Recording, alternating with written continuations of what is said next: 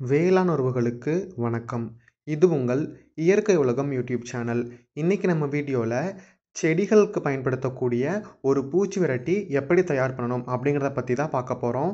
இது செடிகளில் இருக்க காய்ப்புழு, தண்டுப்புழு, செடிகளோட இலைகளை தாக்குற பூச்சிகள் அப்படின்னு இருந்து எல்லாத்திலிருந்துமே செடிகளை பாதுகாக்கும். இதை எப்படி தயார் பண்ணலாம் அப்படிங்கிறத பற்றி தான் இன்னைக்கு வீடியோவில் பார்க்க போகிறோம். வாங்க வீடியோக்குள்ளே போகலாம். இந்த பூச்சி விரட்டி தயார் பண்ணுறதுக்கு முக்கியமாக 3 இலைகள் வேணும். ஒன்று எருக்கு, இன்னொன்று ஆமணக்கு, 3வது ஊமத்தை. இது 3ஐயும் வச்சு தான் இந்த பூச்சி விரட்டி தயார் பண்ண போகிறோம். இதுக்கு மூவிலை கரைசல் அப்படின்னு ஒரு பேர் இருக்குது.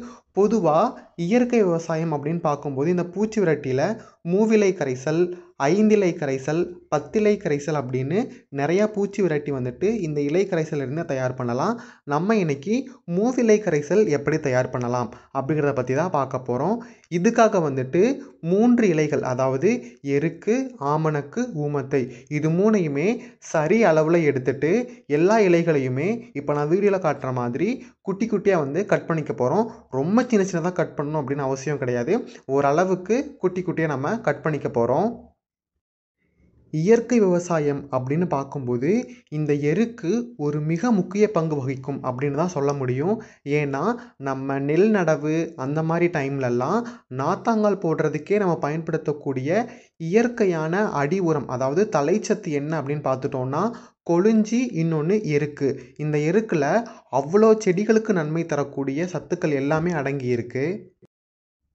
இப்போது எல்லா இலைகளையுமே நம்ம கட் பண்ணி எடுத்துக்கிட்டோம். இப்போது இந்த கட் பண்ணி வச்சுருக்கிற இலைகள் எல்லாத்தையுமே ஒரு பிளாஸ்டிக் கண்டெய்னர், நான் கொஞ்சம் கரைசல் தான் தயார் பண்ண போகிறேன்.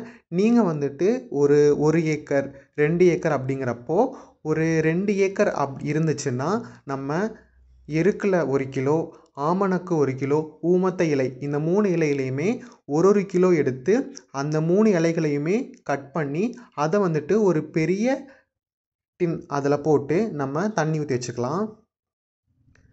கட் பண்ணி வச்சுருக்கிற எல்லா இலைகளையுமே பிளாஸ்டிக் பாட்டிலில் போட்டாச்சு.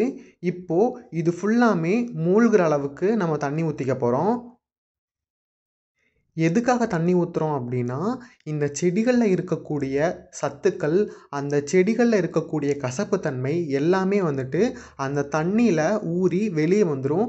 அதுக்காக தான் நம்ம இந்த இலை எல்லாமே மூழ்கிற அளவுக்கு தண்ணி ஊற்றிக்க போகிறோம். மூழ்கிற அளவுக்கு தண்ணி ஊற்றியாச்சு.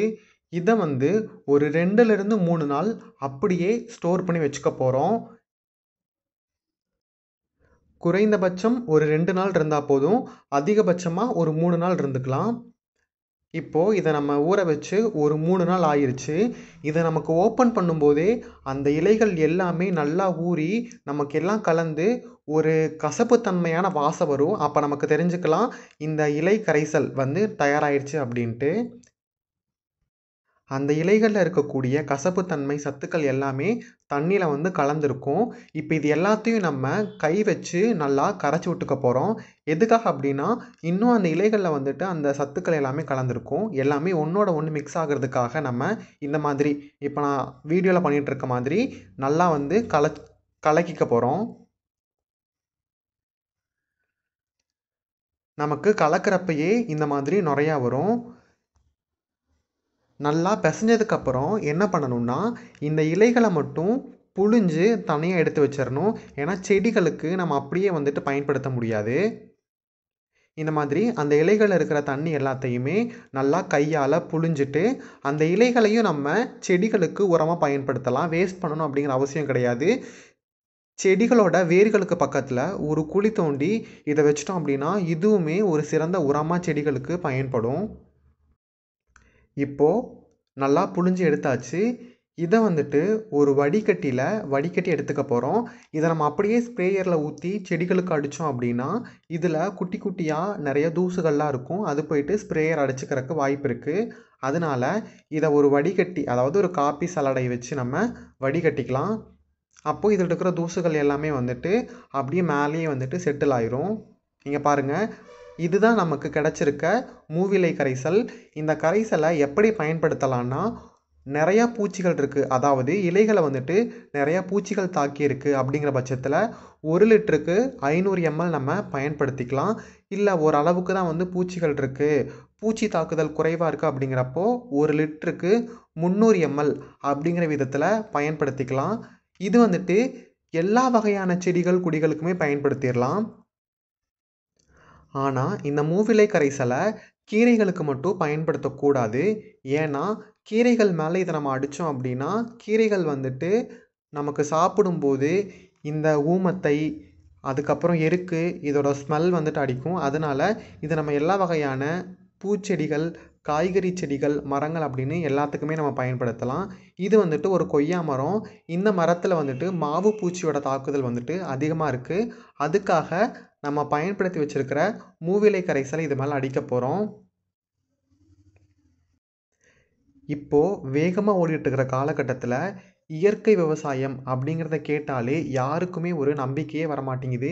எல்லாருமே செயற்கை அப்படின்னு நோக்கி தான் ஓடிட்டுருக்கோம். இந்த மாதிரி இயற்கை விவசாயத்தை பண்ணுவோம். இயற்கை விவசாயம் பண்ணணும் அப்படின்னா செடிகளுக்கு ஏற்படக்கூடிய கெட்டது, அதாவது அந்த செயற்கை விவசாயம் பண்ணி அதையே நம்ம சாப்பிடும்போது நமக்கு அந்த உணவு நஞ்சாக மாறும். இந்த நிலமுமே வந்துட்டு நஞ்சாக மாறிடும். இது எல்லாத்தையுமே தவிர்க்கணும் அப்படின்னா இயற்கை விவசாயம் பண்ணலாம். இயற்கை விவசாயம் தான் மனிதனுக்கும் சரி நிலத்துக்கும் சரி ரொம்பவே நல்லது.